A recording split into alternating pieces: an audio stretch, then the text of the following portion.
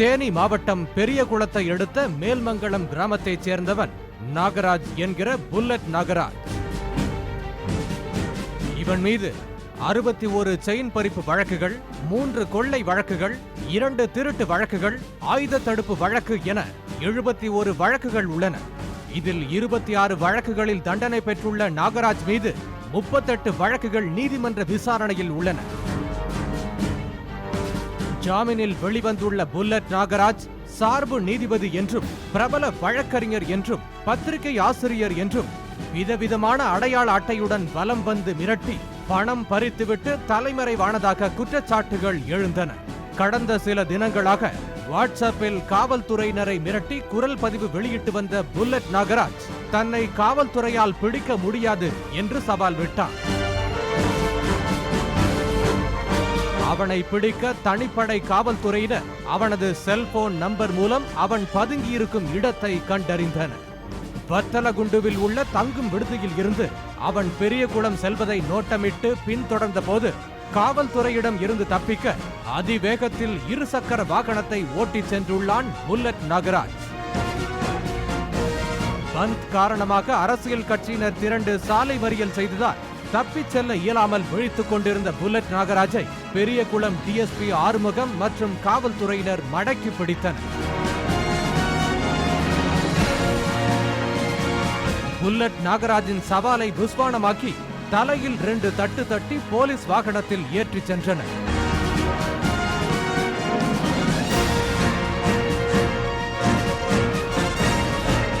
Bullet Nagaraj எந்த பெண் காவல் ஆய்வாளரிடம் நீ என்ன சினிமா நடிகை விஜயசாந்தியா என சவால் விட்டானோ அதே காவல் நிலையத்துக்கு அழைத்து செல்லப்பட்டு காவல் ஆய்வாளர் மதனகலா அவரிடம் தீவிர விசாரணை மேற்கொண்டார்.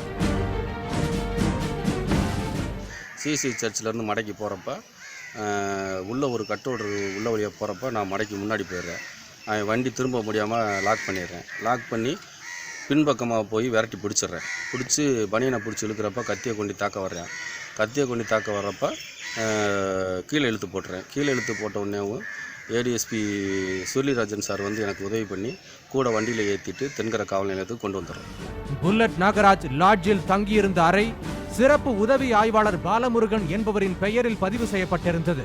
பெரியகுளம் கோவில் கும்பாபிஷேகத்தில் தாலி சங்கிலி பறிப்பு தொடர்பாக தென்கரை காவல் நிலையத்திலிருந்து வேறு காவல் நிலையத்துக்கு மாற்றப்பட்ட பாலமுருகன் தலைமறைவாக இருக்கும் நிலையில் கொள்ளையன் புல்லட் நாகராஜுடன் தொடர்பில் இருந்தது வெளிச்சத்துக்கு வந்துள்ளது. புல்லட் நாகராஜ் தங்கியிருந்த அறையில் கைப்பற்றப்பட்ட பையில் இருந்து கட்டுக்கட்டாக 2000 ரூபாய், 500 ரூபாய், 200 ரூபாய் கள்ள நோட்டுகள் பறிமுதல் செய்யப்பட்டன. இதன் மதிப்பு 1 கோடி ரூபாய் இருக்கும் என்று கூறப்படுகிறது. அதேபோல அவன் வைத்திருந்த துப்பாக்கிகள் 2ம் புல்லட் இல்லாத டம்மி துப்பாக்கிகள் என்பதையும் கண்டுபிடித்தன. 2 கத்திகளும் சார்பு நீதிபதி என்பதற்கான போலி ரப்பர் ஸ்டாம்புகளும் பறிமுதல் செய்யப்பட்டன. அவன் வழக்கறிஞர் என்று கூறியது பொய் என்பதையும் காவல்துறையினர் கண்டறிந்துள்ளனர். அதற்கு பயன்படுத்திய வழக்கறிஞர் ஆடைகளும் 6 செல்போன்களும் கைப்பற்றப்பட்டன. பல்வேறு போலி அடையாள அட்டைகளும் சிக்கின. இதற்கிடையே புல்லட் என்ற அடைமொழியுடன் பல இடங்களில் நாகராஜ் மிரட்டி பணம் பறித்துள்ள தகவலும் வெளியாகியுள்ளது. தங்க முலாம் பூசிய பித்தளை நகைகளை கொடுத்து ஏமாற்றியதாக கறிக்கடைக்காரர் ஒருவர் புகார் தெரிவித்தார்.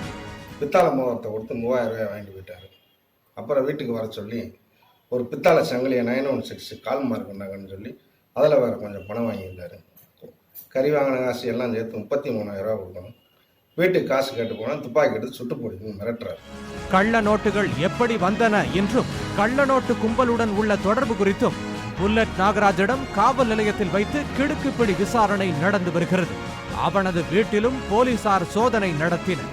சர்வதேச ரவுடி போல காவல்துறையினரை மிரட்டி வாட்ஸ்அப்பில் குரல் பதிவிட்டு பூச்சாண்டி காட்டி வந்த புல்லட் நாகராஜை பிடித்து சிறையில் அடைத்து நாகராஜின் மிரட்டலை புஸ்வானமாக்கி உள்ளது தமிழக காவல்துறை.